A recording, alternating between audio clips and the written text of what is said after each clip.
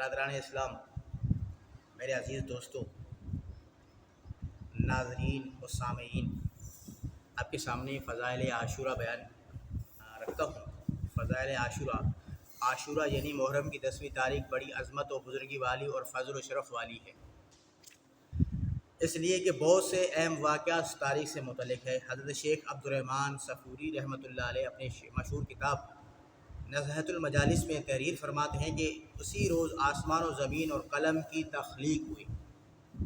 عاشورہ، حضرت آدم و حوا علیہ نبینا علیہ السلام پیدا ہوئے اور آدم علیہ السلام کی توبہ قبول ہوئی۔ حضرت آدم علیہ السلام کا نکاح ہوا۔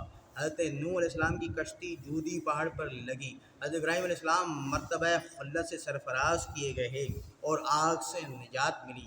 40 سال بعد حضرت یعقوب علیہ السلام حضرت یوسف علیہ السلام سے ملے۔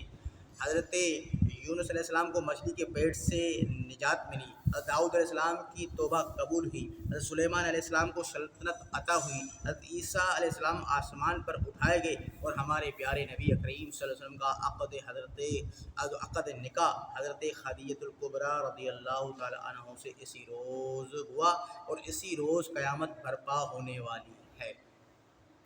ثابت ہوا کہ محرم کی 10ویں تاریخ خدا تعالیٰ کے نزدیک بڑی عظمت و فضیلت والی ہے، اس لیے کہ اس نے اپنے پیارے حبیب جناب احمد مجتبیٰ محمد مصطفیٰ نبی کریم صلی اللہ علیہ وسلم کے محبوب نواسے اس کی شہادت کے لیے بھی اس کی تاریخ کو منتخب فرمایا۔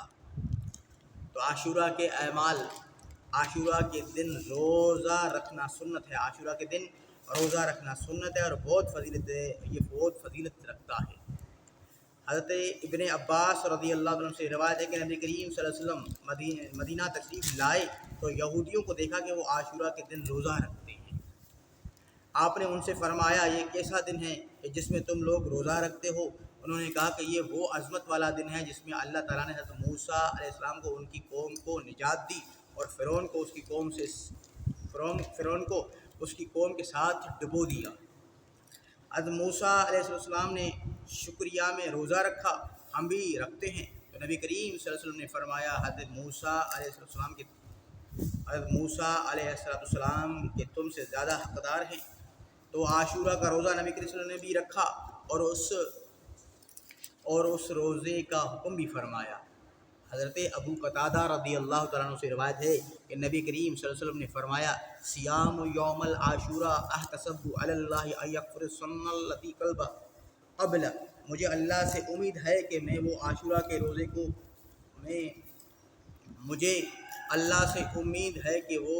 عاشورہ کے روزے کو پچھلے سال بھر کے گناہ کا کفارہ بنا دے۔ عاشورہ کے روزے کو پچھلے سال بھر کا گناہ کا کفارہ بنا دے۔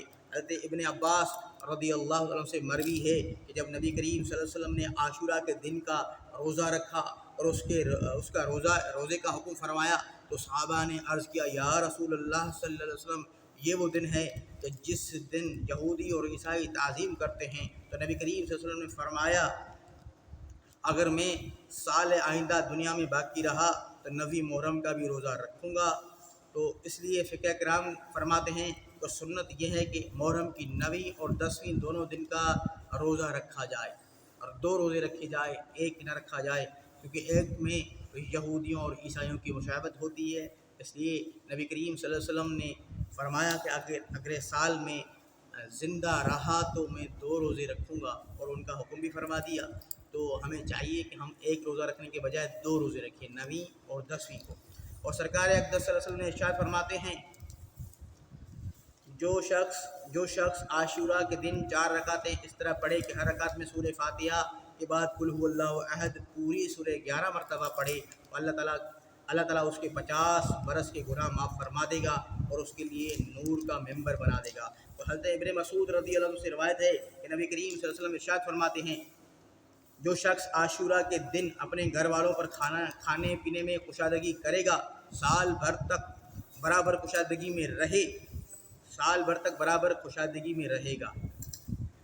حضرت شیخ عبدالرحمن صفوری رحمۃ اللہ فرماتے ہیں، تحریر فرماتے ہیں کہ مصر میں ایک شخص رہتا تھا جس کے پاس صرف ایک کپڑا تھا جو اس کے بدن پر تھا۔ اس نے عاشورہ کے دن حضرت عمرو بن عاص کے مسجد میں فجر کی نماز پڑھی اور وہاں کا دستور یہ تھا کہ عورتیں عاشورہ کے دن اس مسجد میں دعا کے لیے جایا کرتی تھیں. ان دنوں مسجد میں دعا کے لیے جایا کرتی تھی. ایک عورت نے اس شخص سے کہا کہ اللہ کے نام پر مجھے کچھ میرے بال بچوں کے لیے دیجیے. اس شخص نے کہا کہ اچھا میرے ساتھ چلو. گھر پہنچ کر اس نے اپنے بدن سے کپڑا اتارا اور دروازے کی آڑ لے کر اس عورت کو دے دیا. عورت نے دعا دے دی، خدا تعالیٰ تمہیں جنت کی کھلے پہنائے. اس شخص نے اس رات ایک نہایت ہی خوبصورت حور دیکھی جس کے ہاتھ میں ایک عمدہ خوشبودار سیب تھا.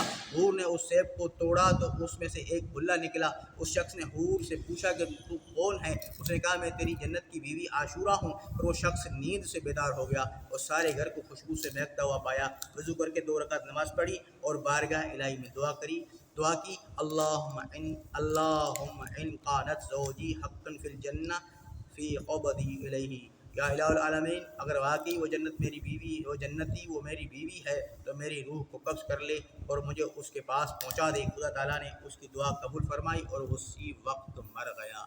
وآخر دعوانا الحمدللہ رب العالمین.